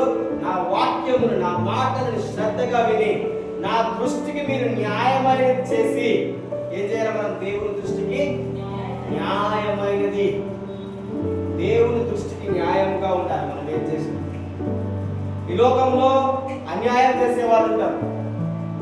మనం వారి దాకా ప్రవర్తించొద్దు. దేవుని దృష్టికి మనం న్యాయమైనది చేస్తే దేవుడు ఏమంటున్నాడు? ఐగుప్తీయులకు చాలా రోగములు కలిగినాయి దేవుని మాట వినందున. ఆ రోగములన్నీ నువ్వు నా మాట వింటున్నావు కనుక ఏ రోగము నీకు రాదు అంటున్నాడు. హల్లెలూయా. ఒకవేళ నువ్వు దేవుని మాట వినకపోతే తప్పకుండా ఏ అనారోగ్యమైన నీకు వస్తుంది. ఎందుకంటే దేవుని యొక్క కాపుదల అనేది మనకు ఉండదు. దేవుని మాట విన్నప్పుడు ఆయనే మనకు కాపుదలగా ఉంటాడు. హల్లెలూయా, హల్లెలూయా. చెప్పండి, దేవుని మాట వింటే ఎవరు మనకు కాపుదల? దేవుడే నన్ను కాపాడు. దేవుడే నా షూరిటీ. దేవుడే నాకు సమస్తం ఇస్తాడు. ఏ అపాయం రానియాడు, ఏ రోగం రాదు. నాకెందుకు ఈ లోక సంబంధమైన దేవుడిచ్చేవి నాకు కావాలి. హల్లెలూయా. అలాంటి నిశ్చయత మనం కలిగి ఉండాలి. తర్వాతకి ఇప్పుడు ఎన్ని చెప్పినాను మీకు నేను? తర్వాతకి తర్వాతకి ఏంటిదంటే ఆయన మనల్ని స్థిరపరుస్తాడు. ఏం చేస్తాడు దేవుడు మనల్ని? చెప్పండి, ఏం చేస్తాడు దేవుడు మనల్ని? స్థిరపరుస్తాడు. అంటే అర్థం ఏంటిది? కొంతమంది స్థిరత్వం లేకుండా ఎక్కడ పడితే అక్కడ పరిగెత్తుతా ఉంటారు, మాకు అవి లేవు ఇవి లేవని. కానీ దేవుని యొక్క వాక్యము నువ్వు విని ఆయన మాటలు గాయకుంటే నువ్వు ఇతరుల వలె ఇటువంటి పరిగెత్తని అవసరం లేదు. నీ దేవుడు నీకు ఇచ్చిన దేశంలో ఆయన నిన్ను ఫలింపజేస్తాడు. ఆమేన్. హల్లెలూయా. నిన్ను దేవుడు ఎక్కడైతే ఉంచి ఉన్నాడు. ఈ రోజులలో చాలా మంది ఇక్కడ నుండి వేరే దేశంలోకి వెళ్ళిపోయి సంపాదించుకుంటారు. కారణం ఏంటిది? ఇక్కడ లేదని. కానీ దేవుడు ఏమంటున్నాడు?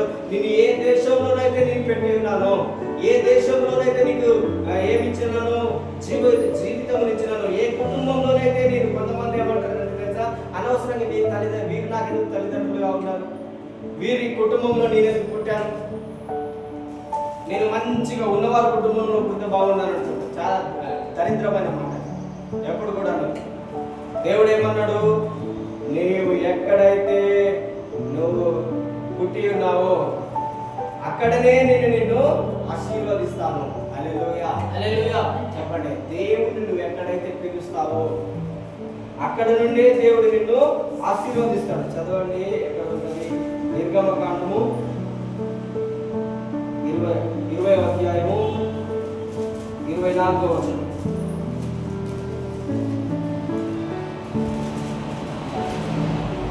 చదవండి. నిర్గమకాండము 20వ అధ్యాయము 24వ వచనం. నా కొరకు చేసి దాని మీద నీ దహన బలులను, సమాధాన బలులను, నీ గొర్రెలను, నీ ఎద్దులను జ్ఞాపకార్థంగా ప్రతి స్థలములోనూ నీ యొద్దకు వచ్చి నిన్ను ఆశీర్వదింతును. హల్లెలూయా. దేవుడు ఏం చెప్తున్నాడు? నువ్వు ఏ స్థలంలోనైతే నన్ను జ్ఞాపకం చేసుకుంటావో ఆ స్థలంలోనే నేను నిన్ను ఆశీర్వదిస్తాను. దేవుడు మనల్ని ఏ దేశంలోనైతే ఉంచుతున్నాడో ఆ దేశంలో దేవుడు నిన్ను ఏం చేస్తాడు?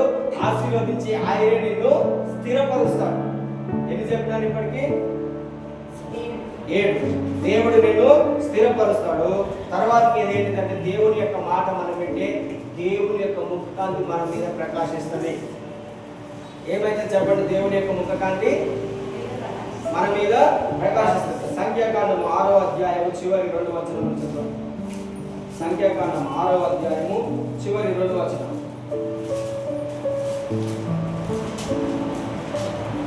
ఇరవై 24వ వచనం చదవండి.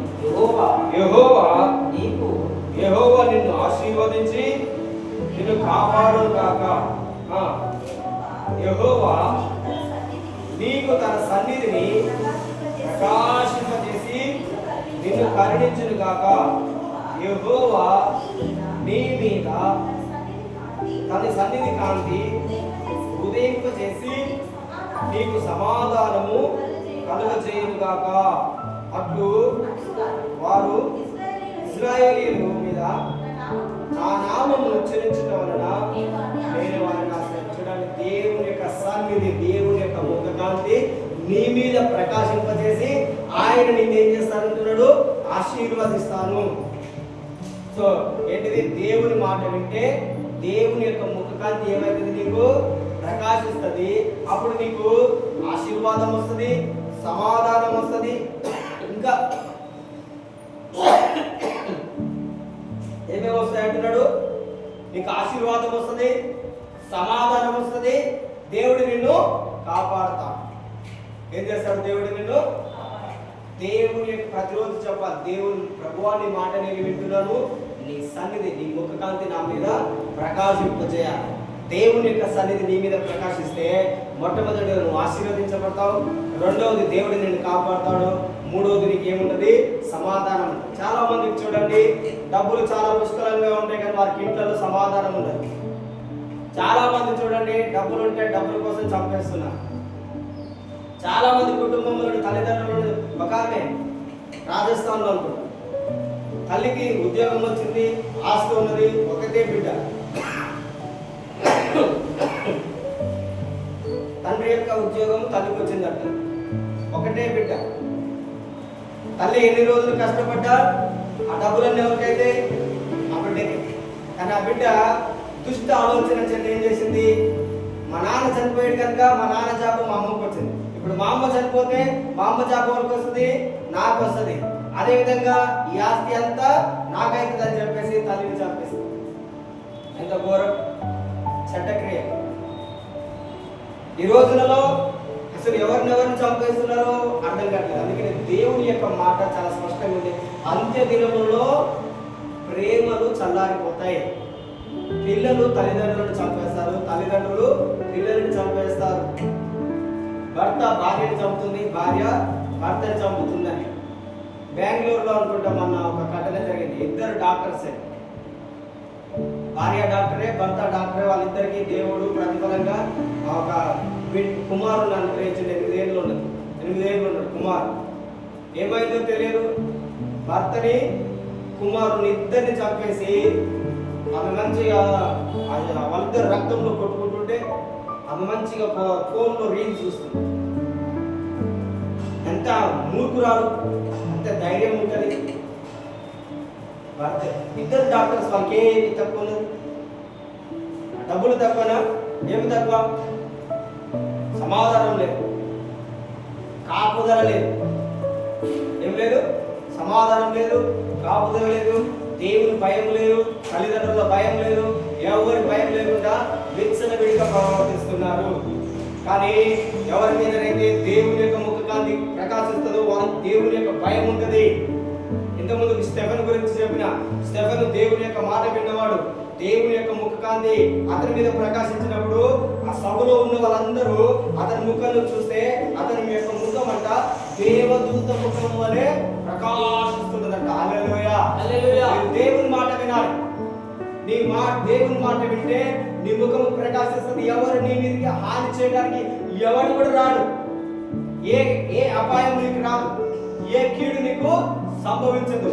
దేవుడే నిన్ను ఆశీర్వదిస్తాడు, దేవుడే నిన్ను కాపాడతాడు, దేవుడే నీకు సమాధానం కలగజేస్తాడు. చూడండి, సమాధానం లేని కుటుంబాలు అనేకములు ఉంటున్నాయి, కానీ దేవుని మాట వింటే మీకు సమాధానం ఉంటుంది. దేవుడే నిన్ను కాపాడతాడు, దేవుడే నిన్ను ఆశీర్వదిస్తాడు. తర్వాతకి ఏంటిది, తర్వాతకి సంతోషము ఆనందము దేవుడు నీకు కలగజేస్తాడు. దేవుని మాట వింటే సంతోషం వస్తుంది, సమాధానం వస్తుంది. ఇంకోటి ఏంటిదంటే దేవుని యొక్క మాట వింటే మీ శత్రువులందరూ నీకు మిత్రులుగా మారుతారు. ఏమైతే మన శత్రువులు మనకు దేవుని మాట వింటే మన విరోధులే మన పక్షంలో మాట్లాడతారని దేవుని యొక్క వాక్యంలో. నువ్వు దేవుని మాట కైకొంటే, దేవుని మాటలు జాగ్రత్తగా వింటే నీ విరోధులు, నీ శత్రువులే నీ పక్షముగా మాట్లాడతాడు. అదే విధంగా దేవుని యొక్క వాక్యమును, ఆయన మాటలు వింటే దేవుడు నిన్ను గొప్పగా ఆశీర్వదిస్తాడు. అబ్రహాం దేవుని మాట విన్నాడు, నేటికి అబ్రహాం యొక్క ఆశీర్వాదం అన్ని మనకు వస్తున్నాయి. చూడండి, అబ్రహాం ఒక్కడే దేవుని మాట వింటే ఎన్ని తరములు ఎంత జనము, ఈ భూమిలో ఉన్న సమస్త జనములు అబ్రహాము యొక్క ఆశీర్వాదముల చేత దీవించబడుతున్నారు. అదే విధంగా నేను దేవుని మాట వింటే అబ్రహాము యొక్క ఆశీర్వాదం దేవుడు మనకు కూడా అనుగ్రహిస్తాడు. తర్వాతకి దేవుని యొక్క మాట వింటే మనకు దేవుడు నెమ్మదినిస్తాడు. దేవుని యొక్క మాట వింటే దేవుడే మనల్ని నడిపిస్తాడు. గాఢాంధకారపు లోయలో నువ్వు సంచరించినా ఏ అపాయం నీకు రాదు. గాఢాంధకారంలో నువ్వు నడుస్తున్నా దేవుని మాట నువ్వు వింటే ఆ అంధకారం కూడా నీకు వెలుగుగా ఉంటది.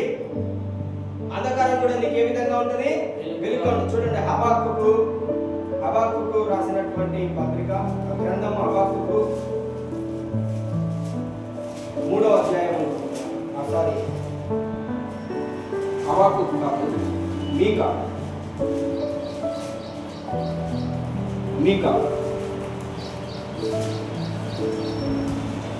7వ అధ్యాయము 7వ వచనము 8వ వచనం చదువు. అయినను యెహోవా కొరకు నేను ఎదురు చూస్తున్నాను, రక్షణకర్తయగు నా దేవుని కొరకు నేను కనిపెట్టి ఎందును, నా దేవుడు నా ప్రార్థన ఆలకించును. నా శత్రువా నా మీద అభిషేకింపవద్దు. నేను క్రింద పడినను తిరిగి లేదును. నేను అంధకారమందు కూర్చున్నాను, యెహోవా నాకు వెలుగుగా ఉంటుంది. చూడండి, నువ్వు అంధకారంలో ఉన్న దేవుడు నీకు వెలుగుగా ఉంటాడు. దేవుడే నిన్ను నడిపిస్తాడు. నన్ను చెప్పాలి, నేను దేవుడు నీ యొక్క నడకలో నీ ప్రతి విషయంలో నువ్వు యెహోవా కొరకు ఎదురు చూడాలి. దేవా నేను ఏం చేయాలి, నన్ను నడిపించండి. ఏమడగాలి మీరు దేవుణ్ణి? దేవుని మాట వినాలంటే మనం ఏం చేయాలి? దేవుణ్ణి అడగాలి. దేవా నేనేం చేయాలి, దేవా నేనేం చేయాలని దేవుని మాట కొరకు నువ్వు కనిపెట్టాలి. ఏదైనా ఒక కార్యం వస్తున్నది, ఆ కార్యంలో మేము ఏం చేయాలి? ఏదైనా ఒక పని ఉన్నది, ఆ పనిలో మేము ఏం చేయాలి? పనిలో జ్ఞానం లేనివాడు, కార్యం చేసే విషయంలో తెలివి లేనివాడు నష్టపోతాడు. కారణము దేవుని మాట వినకపోతే. పని ఉన్నది, దేవుని యొక్క మాట వినకుండా నువ్వు పనిని ఆరంభిస్తే దానిలో నువ్వు అధికమైన శక్తిని, ఎఫర్ట్ని పెట్టాల్సి వస్తుంది. అధికంగా నువ్వు కష్టపడాల్సి వస్తుంది. కానీ దేవుణ్ణి అడగాలి, ప్రభువా ఈ పని నేను ఎలా చేయాలి, ఈ కార్యమును నేను ఎలా చేయాలి, నువ్వు నన్ను నడిపించు, నువ్వేం చేయి, నన్ను నడిపించు. దేవుణ్ణి అడగాలి. దేవుని యొక్క వాక్యం ఏంది? నేను క్రింద పడినను ఓ శత్రువులు అందరూ చూస్తుంటారు. నేను దురాత్మలు, శత్రువులు అంటే మనుషులు కాదండి, శత్రువులు అంటే దయ్యములు చూస్తుంటారు. ఈ పని ఇతను ఎలా చేస్తాడు, ఇతను ఎలా ముగిస్తాడు, ఈ కార్యం ఎలా చేస్తాడు, ఇతనికి ఏమున్నది, ఏం పని చేసింది ఇతడని అనేకులు ఎదురు చూసి నీ కొరకు మాట్లాడుతుంటాడు. ఇతను ఏం పని చేయడు, డబ్బులు లేవు, ఏం లేవు, ఎప్పుడు దేవుడు దేవుడు దేవుడు దేవుడు అంటాడు, యేసుప్రభు యేసుప్రభు అంటాడు, మందిరం అంటాడు, అక్కడ పోతాడు ఇక్కడ పోతాడు. ఇప్పుడు ఎలా చేస్తాడో చూస్తామని మన కొరకు ఎదురు చూసేవాళ్ళు చాలా మంది ఉంటారు. అప్పుడు నువ్వు చెప్పారు, ఓ శత్రువా నేను పడిపోయే వ్యక్తిని కాను, నన్ను దేవుడు లేవనెత్తే వ్యక్తి, నేను అంధకారంలో లేను, దేవుడే నా యొక్క వెలుగు, దేవుడే నా యొక్క ఆశ్రయము. హల్లెలూయా హల్లెలూయా. దేవుడే నీ యొక్క ఏంటిది? ఆయన నన్ను నడిపిస్తాడు. రోమీయులకు రాసిన పత్రిక 8వ అధ్యాయం 14వ వచనం చదవండి. రోమీయులకు రాసిన పత్రిక 8వ అధ్యాయము 14వ వచనం. ఎందరు నడిపింపబడుదురో వారందరూ దేవుని కుమారులై ఉందురు. మనం ఎలా నడిపించబడాలంటున్నాడు? దేవుని ఆత్మ చేత. ఎవరు నిన్ను నడిపించాలి? నిన్ను నడిపించాలి. ఎవరు నడిపించాలి? చదవండి, మీరు చదివిన మాటలోనే ఆన్సర్ ఉంది. ఎవరు నిన్ను నడిపించాలి? చెప్పండి, ఎవరు నిన్ను నడిపించాలి? దేవుని ఆత్మ. ఎవరు నిన్ను నడిపించాలి? దేవుని ఆత్మ. ఎవరు నీలో ఉండి మాట్లాడాలి? దేవుని యొక్క ఆత్మే. తండ్రి ఆత్మ నాలో ఉండి మాట్లాడుతుంది. తండ్రి ఆత్మ నాలో ఉండి నన్ను నడిపిస్తుంది. నా అంతటా నేను నడవట్లేదు, నా అంతటా నేనేం చేయట్లేదు. యేసుప్రభు ఏం చెప్తున్నాడు? నా అంతటా నేనేం చేయట్లేదు, నా అంతటా నేను బోధించట్లేదు. నువ్వు కూడా అదే విధంగా చెప్పాలి. నా అంతటా నేను ఏం మాట్లాడట్లేదు, నా అంతటా నేను ఏ పని చేయట్లేదు, నా అంతటా నేను ఏ నిర్ణయం తీసుకుంటలేను, నా అంతటా నేను ఏ కష్టం చేయట్లేదు. నేను తండ్రిని అడుగుతున్నాను, దేవుని యొక్క ఆత్మ నాలో ఉంది, దేవుని యొక్క ఆత్మ నన్ను నడిపిస్తున్నది. చెప్పండి, ఎవరు నిన్ను నడిపించేది? దేవుని యొక్క ఆత్మ చేత నువ్వు నడిపించబడితే నువ్వు దేవుని కుమారుడు కుమార్తెవి. ఎవరు మనము? చెప్పండి, ఎవరు మనము? దేవుని కుమారుడుగా కుమార్తెగా ఉండాలంటే దేవుని మాట వినాలి. దేవుని మాట వినాలంటే దేవుని యొక్క ఆత్మ నీలో ఉండాలి. దేవుని యొక్క ఆత్మ నీలో ఉన్నప్పుడు దేవుని ఆత్మ చేత నువ్వు నడిపించబడతావు. హల్లెలూయా హల్లెలూయా. దేవుడే నిన్ను నడిపిస్తాడు. దేవుని మాట వింటే దేవుడు నిన్ను నడిపిస్తాడు.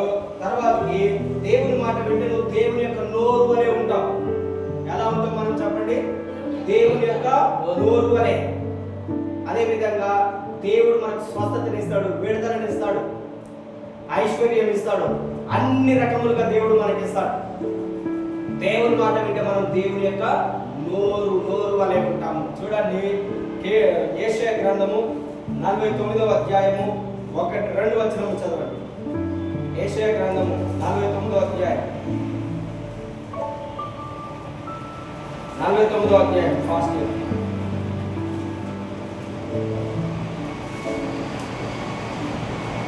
యెషయా గ్రంథం 49వ అధ్యాయము 1-2 వచనము. దీపములారా నా మాట వినుడి.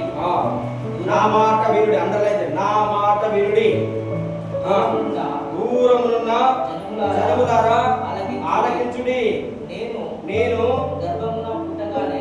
గర్భమున పుట్టగానే యెహోవా నన్ను పిలిచెను. తల్లి నన్ను ఒడిలో పెట్టుకుని మొదలుకొని ఆయన నా నామమును జ్ఞాపకం చేసుకొనెను. ఇది నా నోరు వాడిగల ఖడ్గముగా ఆయన చేసి ఉన్నాడు. తన చేతి నీడలో నన్ను దాచి ఉన్నాడు. చూడండి, దేవుడు ఏమంటారు? ద్వీపములారా, జనులారా, నా మాట ఆలకించండి, నా మాట వినండి. ఏమంటున్నాడు? నీ తల్లి గర్భంలో పుట్టినప్పుడే నేను నిన్ను జ్ఞాపకం చేసుకున్నాను, నిన్ను పిలిచాను. నువ్వు అనుకుంటున్నావు 20-30 సంవత్సరాలు అయిన తర్వాత నేను యేసు ప్రభువుని నమ్ముకున్నాను. కానీ దేవుడు ఏమంటున్నాడు? నీ తల్లి గర్భంలో పుట్టినప్పుడే నేను నిన్ను జ్ఞాపకం చేసుకున్నాను, నీ పేరుని జ్ఞాపకం చేసుకున్నాను. ఏం చేశాను? నీ నోరుని వాడిగల ఖడ్గముగా. ఎలా చేసి ఉన్నాడు దేవుడు నీ నోటిని? ఏ ఖడ్గం నీది? వాడి అయిన నీ నాలుక ఎలాంటిది?